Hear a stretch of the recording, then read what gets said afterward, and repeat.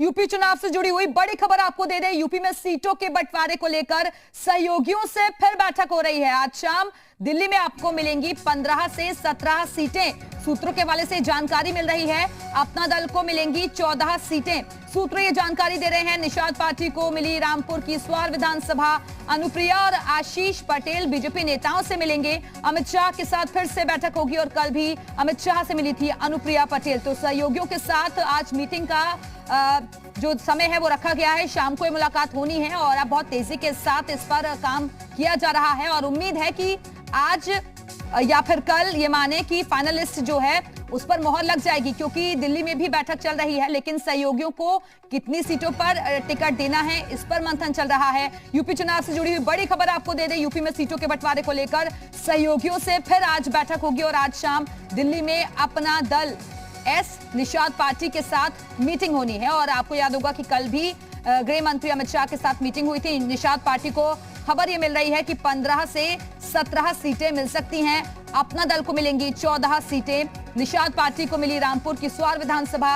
अनुप्रिया पटेल और आशीष पटेल बीजेपी नेताओं से आज मुलाकात करेंगे। तो दरअसल गठबंधन किया गया है बीजेपी की तरफ से और तमाम समीकरणों को देखते हुए ये गठबंधन हुआ है। लेकिन कहां पर किसको चुनावी मैदान में उतारा जाए, कितनी सीटें अपने सहयोगियों को दिया जाए, इस पर आज एक बार फिर से बैठक होनी है। और निषाद पार्टी को रामपुर की स्वार विधानसभा मिली है। अनुप्रिया और आशीष पटेल आज बीजेपी के वरिष्ठ नेताओं से मुलाकात करेंगे। अमित शाह के साथ फिर से बैठक होगी और कल भी अमित शाह से मिली थी अनुप्रिया पटेल।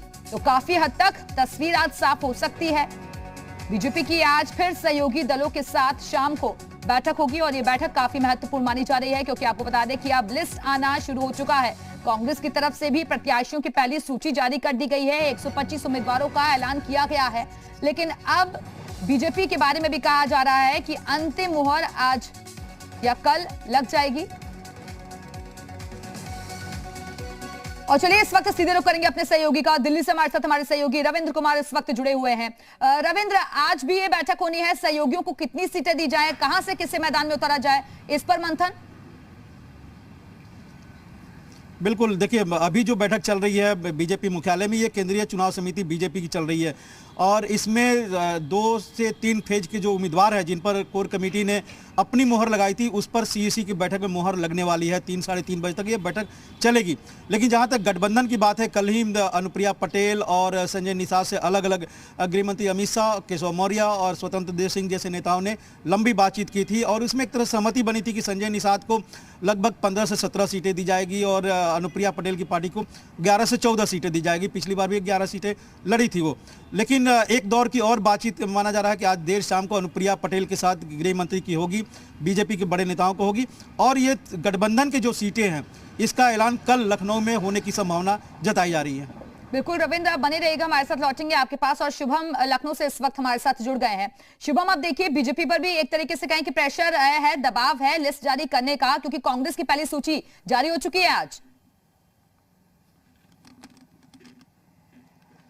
देखिए, पहली सूची जारी करने का दबाव भारतीय जनता पार्टी पर अपने आप में जरूर बन गया, क्योंकि कांग्रेस की तरफ से जब ये सूची जारी कर दी गई तो जिसके बाद अब भारतीय जनता पार्टी के ऊपर दबाव बढ़ रहा है, क्योंकि एनडीए के तमाम सहयोगी हैं, अपना दल, निषाद पार्टी, ये सब भी लोग अब सक्रिय हो गए, क्योंकि कहीं ना कहीं जब पिछड़ों के नेताओं के सपा में मिलने के बाद से ही ये दबाव भी अब भारतीय जनता पार्टी पर बढ़ने लगा है और इन दलों की तरफ से भी भारी भरकम सीट की मांग भारतीय जनता पार्टी से की जा रही है। अब देखना यह होगा कि हालांकि भारतीय जनता पार्टी इनको कितनी सीटों पर आखिर मनाने के बाद विधानसभा क्षेत्र में उतारती है, क्योंकि बीते दिनों अपना दल को करीब 11 सीटों पर विधानसभा सीट दी थी 2017 के चुनाव में, जिसके बाद जो जानकारी मिल रही है इस बार अपना दल भी बड़ी सीटें मांग रहे हैं। बुंदेलखंड में, अवध में, इन क्षेत्रों में अपना पार्टी को विस्तार करना चाहते हैं। तो ऐसे में अपना दल की मांगों के साथ इस बार ज्यादा सीटों की मांग उनकी तरफ से की जा रही है।